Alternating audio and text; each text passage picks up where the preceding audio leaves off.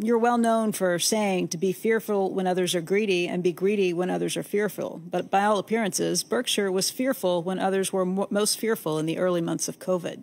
Dumping airline stocks at or near the low, not taking advantage of the fear gripping the market to buy shares of public companies at exceptional discounts, and being hesitant to buy back significant amounts of Berkshire stock at very attractive prices. Until both monetary and fiscal policy kicked in, well, you knew we had an incredible problem. And I am, just as Charlie is the chief culture officer, I'm the chief risk officer of Berkshire. That's my job. We hope we do well, but we want to be sure we don't do terribly. But we didn't sell a substantial amount. I mean, we're a company with probably $700 billion worth of businesses. Some we own in their entirety, some we own a piece of. And I don't know whether we were sellers of maybe 1% of the value of all the businesses we had at that period. But the airline, it's kind of interesting with the airline businesses in particular, and then I'll get to what was done in fiscal and monetary policy. But we had a few people, various subsidiaries of Berkshire, that wanted to go in for help from the government, and in some cases they had minority shareholders owned a few percent, and they said, "Well, this, we're going to get killed by what's happening with the regulations that are being put out, and we're stopping the economy." And they said everybody's going in for them, and why don't we go in? I said, Berkshire can handle it. This is for people that can't handle what's happening, and so we're not applying. But the airlines were the most prominent beneficiaries of what took place immediately. They got $25 billion initially, most of which went to the big four airlines, and some of which went in as grants, not loans. I think that was fine public policy. I was wishing it could go to every restaurant and dry cleaner and every small business that really was out of business and had no. I mean, they were made toast of, basically. But the airlines, clearly, what happened was not their fault in any way, shape, or form. It wasn't like 2008 and 9 when people blamed the banks and hated to see them help. So it was. Now airlines operate in bankruptcy, so it isn't like that.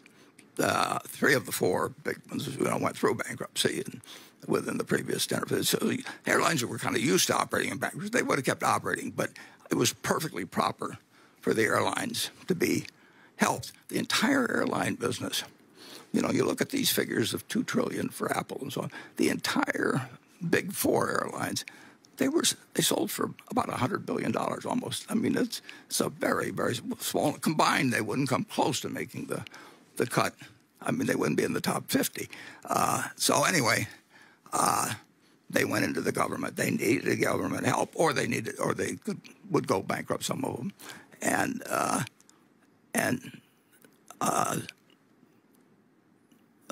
really the Congress, but Steve Mnuchin too.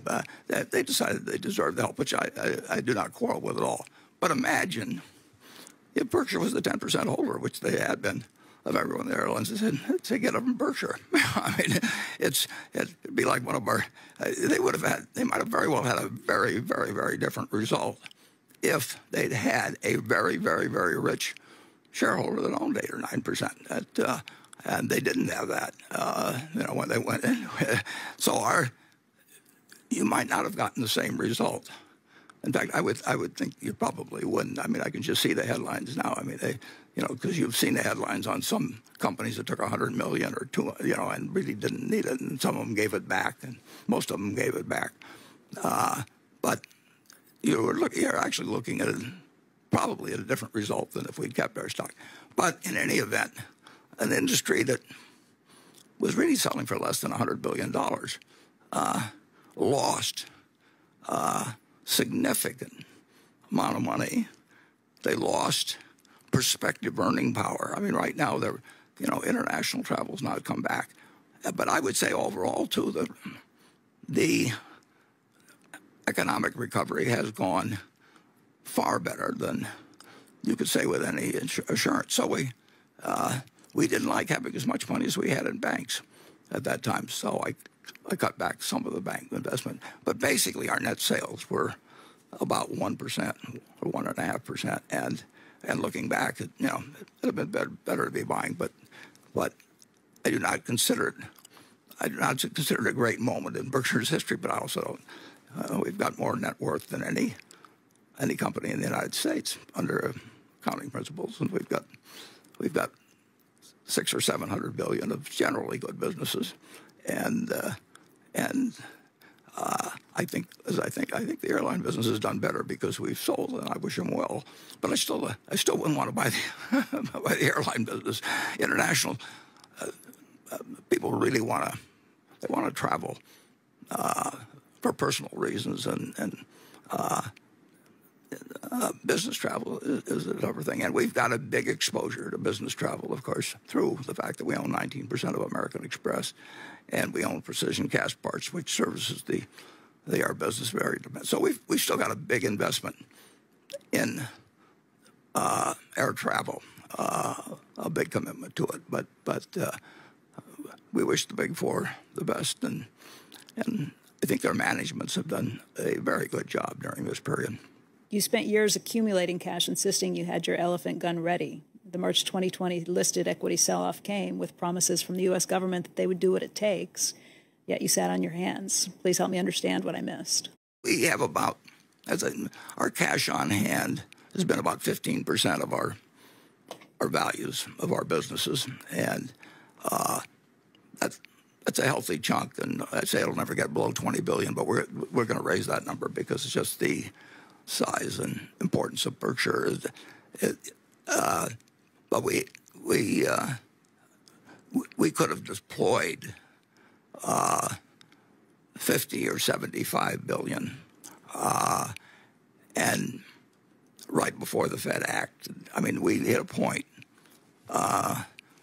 where two calls came in, but there was 2 or 3 days. I mean, nothing could happen. I mean, when Jay Powell acted as he did, that was incredibly important. I mean, I shouldn't say the Fed acted as they did, but they moved with speed and a decisiveness on March 23rd that changed a situation where the economy had stopped.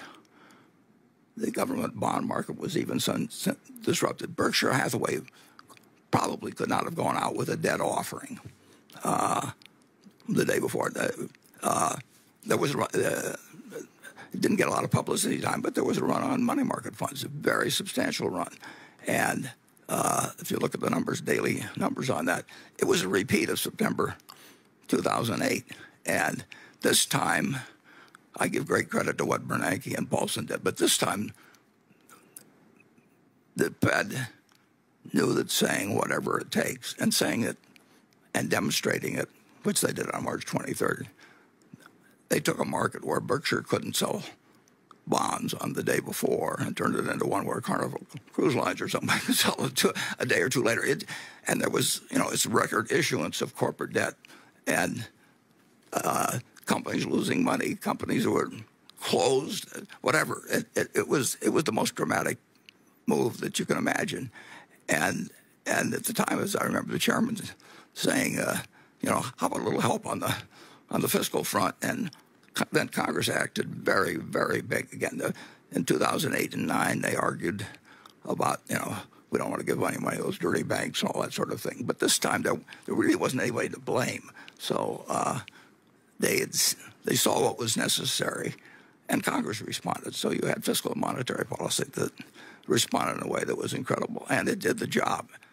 And I think it did a better job than either the Fed or the Treasury or anybody expected. I mean, this economy right now is 85% of it is running in super high gear, and people can't, and you're seeing some inflation and all of that. It's responded in an incredible way, and we learned something out of 2008 and 2009, and then we applied it. But I don't think it was a sure thing that would happen.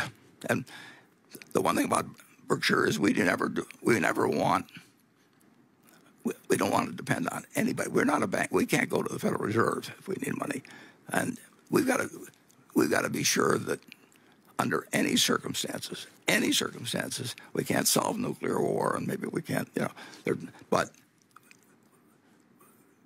Blanche Dubois, if you remember, in The Streetcar Named Desire, said, "I depend on the kindness of strangers." You can't depend on the kindness of your friends if things really stop. I mean, I've seen that in several different places, and we were seeing it on the middle of March. Everybody was drawing down the credit lines. The banks did not expect that. They just weren't sure they were going to be able to draw down their credit lines 10 days later, and so they just drew them down, and they took the money out of money market funds. We got very prompt. I give great credit on both the monetary and fiscal side of what was done, but I didn't think it was a sure thing that would happen, and I didn't know how it would be implemented. And it's worked. I think it's worked better than just about anybody has expected. And I think, well, you're seeing it now. Charlie's got some views on this too, so we shouldn't leave him out of it. Well, it's crazy to think anybody's going to be smart enough to husband money and then just come out on the bottom tick in some crazy crisis and spend it all. There always is some person that does that by accident. But that's too tough a standard. Anybody expects that of Berkshire Hathaway is out of his mind. Yeah, Charlie and I never were very good at dancing, but we really can't do that dance. No, we can't. And that, by the way, almost nobody else can either. Not with tens of billions or hundreds of billions. But it's worked out.